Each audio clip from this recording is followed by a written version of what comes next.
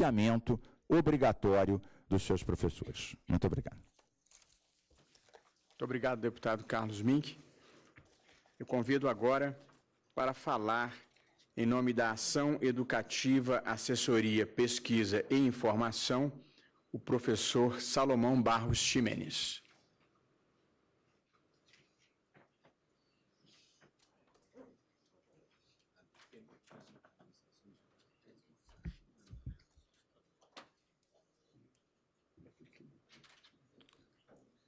Excelentíssimo senhor ministro Barroso, relator da ADI 4439, senhoras e senhores aqui presentes.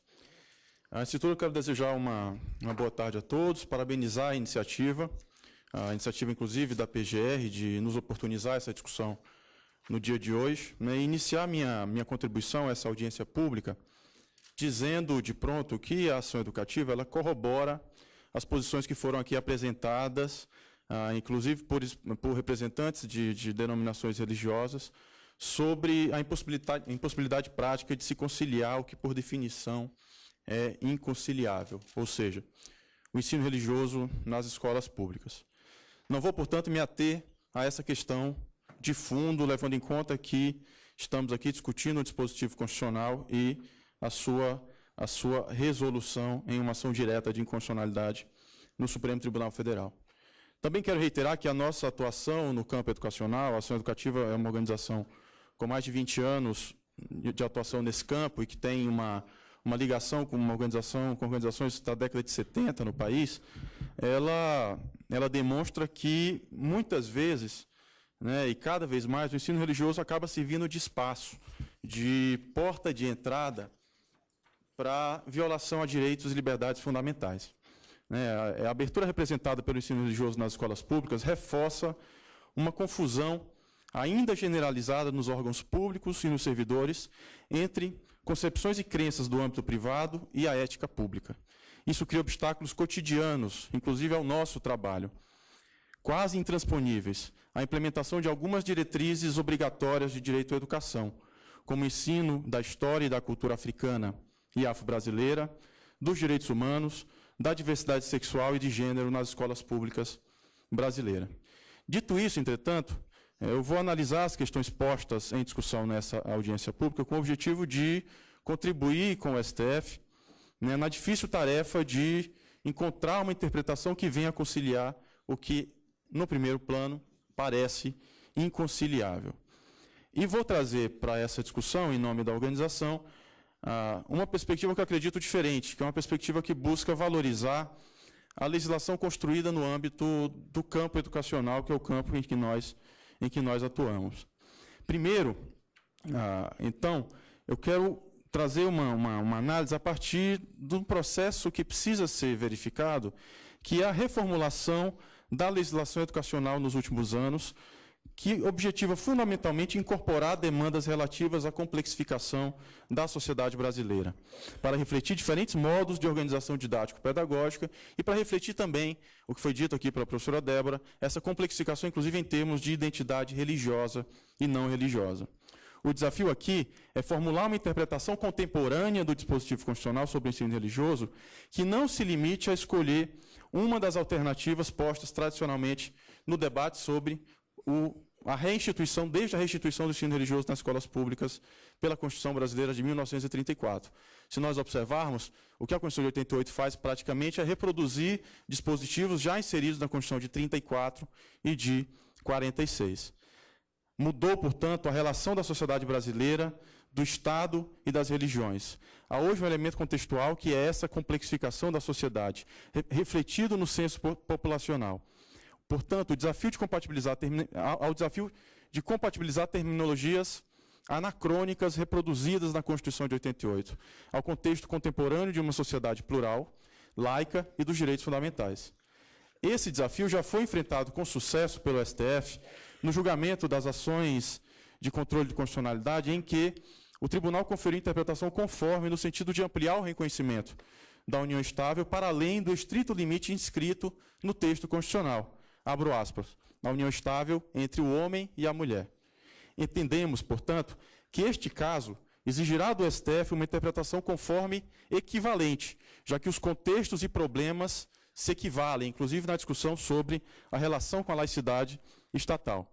A questão que se coloca, portanto, é definir o conteúdo contemporâneo das expressões, abro aspas, ensino religioso e disciplina, no parágrafo 1º do artigo 210 da Constituição brasileira. Um caminho que propõe, portanto, seria extrair essa solução da legislação educacional, com destaque para essa legislação recentemente criada que busca incorporar um conjunto de temas relativos aos direitos humanos, à diversidade e ao reconhecimento no direito educacional.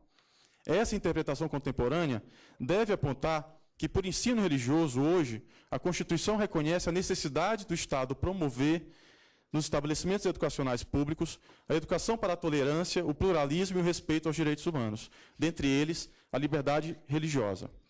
Não estou com isso afirmando que o ensino religioso nas escolas públicas é necessário ao tratamento de tais conteúdos obrigatórios na escola, mas que tais conteúdos, estipulados na legislação, já dão conta do que deveria ser uma educação pública, laica, sobre os fenômenos relacionados à religião, ao pluralismo e à liberdade religiosa.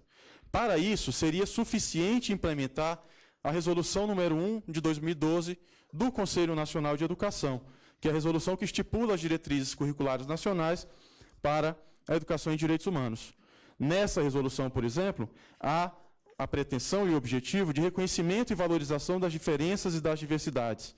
Além disso, ela objetiva desenvolver a sensibilidade ética nas relações interpessoais, em que cada indivíduo seja capaz de perceber o outro em sua condição humana.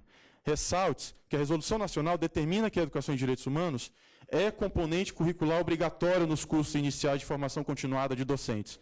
Portanto, que estes devem estar capacitados a abordar tais questões em sala de aula, como inclusive já foi colocado aqui por um dos expositores.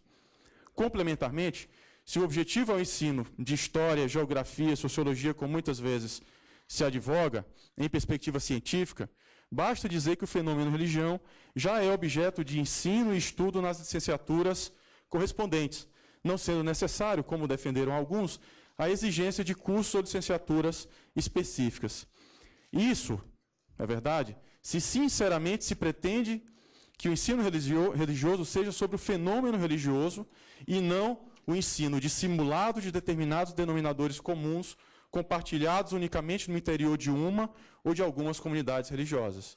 Esse tipo de denominador comum, inclusive, se reflete na redação do artigo 33 da LDB, quando estipula de forma inconstitucional, na nossa visão, que o ensino religioso é parte integrante da formação básica do cidadão.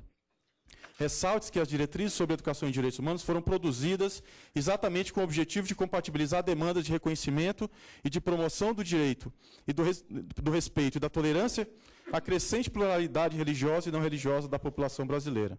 Portanto, reafirma a interpretação conforme poderia reconhecer essa construção normativa do campo educacional. Temas e problemas que normalmente são postos para justificar a necessidade do ensino religioso não confessional. Isso com ganhos para a cidadania e o direito à qualidade do ensino. A questão que se coloca aqui é a seguinte: com o advento dos direitos humanos, ainda é necessário recorrer à ética religiosa nas escolas públicas para ensinar valores seculares e universais? É solução mais ajustada também esta, se levarmos em conta os desafios relativos à implementação do novo Plano Nacional de Educação, uma vez que não exigiria um aporte significativo de recursos para a sua implementação. Outra questão que queremos trazer para a discussão diz respeito à interpretação do termo disciplina no parágrafo 1º do artigo 210 da Constituição.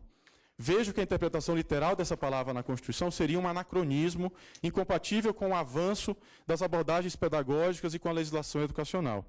As diretrizes curriculares nacionais gerais para a educação básica, nesse sentido, valorizam a diversidade e a adaptação da organização curricular, autorizando a adoção de diversas abordagens didático-pedagógicas, como a abordagem pluridisciplinar, interdisciplinar, o trabalho por projetos, o trabalho por atividades específicas, isso em consonância com o princípio constitucional que autoriza as escolas ao pluralismo de ideias e de concepções pedagógicas. Não concordamos, portanto, que a única interpretação possível do dispositivo em questão é a interpretação literal de um texto praticamente redigido há quase 70 anos, se levarmos em conta que a Constituição reproduz o termo disciplina da Constituição de 46. Ou seja, que a Constituição estaria ainda hoje a criar diretamente em seu texto uma disciplina em termos pedagógicos, coisa que sequer faz para a disciplina de português ou matemática. Ela diz apenas que o ensino deve acontecer em língua portuguesa. Não haveria, portanto, uma exigência constitucional contemporânea de oferta de uma disciplina específica de ensino religioso nas escolas públicas de ensino fundamental, quando, através de outros formatos de organização pedagógica estimulados pela legislação, fosse demonstrado que a inclusão desses conteúdos,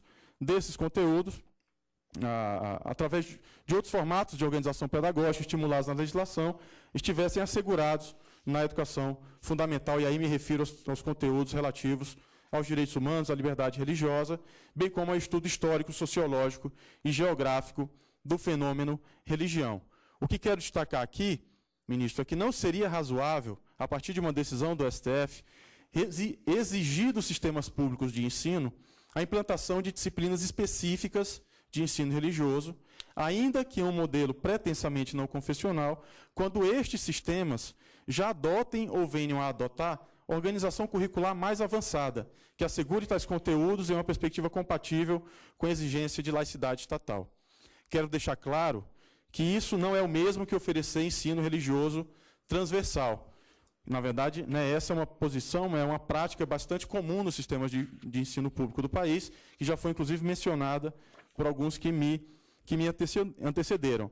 Mas reconhecer que os diversos esforços dispendidos pelo campo educacional para o tratamento de tais temas relativos ao pluralismo e à liberdade religiosa nas escolas, em perspectiva laica, implementa com vantagens a proposta de ensino não confessional defendida pela PGR. Então, essa é a nossa posição quanto à interpretação desses dispositivos. No pouco tempo que me resta, eu queria me referir, e isso já foi juntado aos autos da ação, a um estudo feito pela Ação Educativa sobre a regulamentação do ensino religioso nos diferentes sistemas de ensino. Esse estudo, por exemplo, aponta que, em 3 estados, o ensino religioso está previsto para toda a educação básica. Em 9 estados, ele está previsto para o ensino fundamental e o ensino médio. Ele aponta também que, na maior parte dos estados, há a previsão do ensino de forma transversal, que, como disse, é, em qualquer hipótese, na nossa visão, inconstitucional. A forma de exercício da facultatividade também foi captada nesse estudo. Há matrícula automática declarada na legislação em 5 estados, e 5 outros estados não especificam.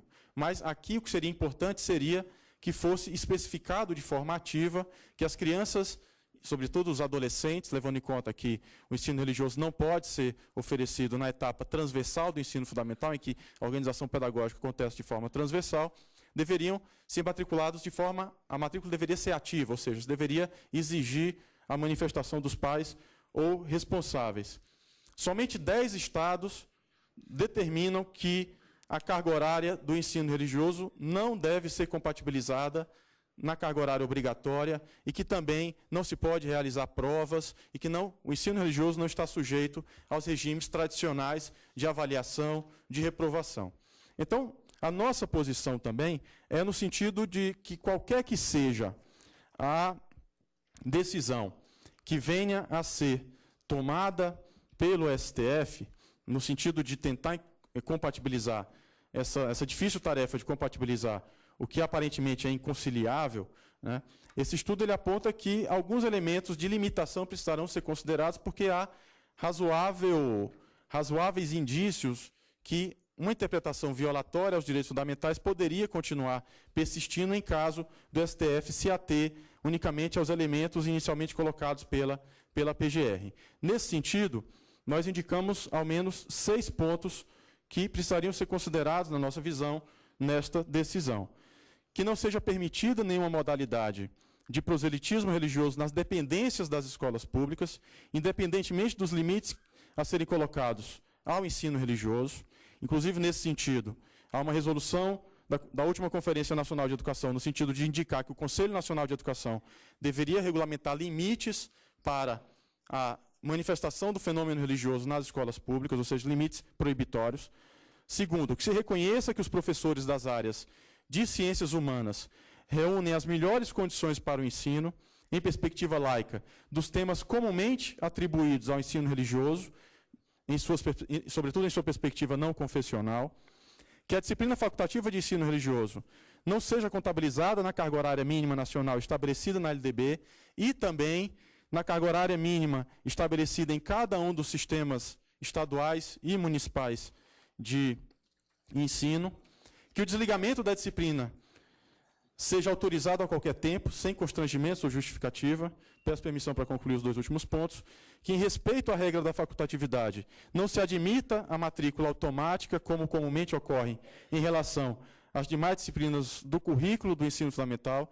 Precisa se levar em conta que esta é a cultura do ensino fundamental, a matrícula é, por natureza, automática. Então, aqui precisaria criar uma diferenciação clara. E, por fim, que não se admita a oferta transversal de qualquer modalidade de ensino religioso nas escolas públicas, seja ele confessional, interconfessional ou não confessional, com especial atenção, e aí quero destacar, às séries iniciais do ensino fundamental, pelas razões que já foram expostas por alguns dos que me antecederam. Essa é a nossa contribuição, com a qual agradeço a oportunidade. Obrigado.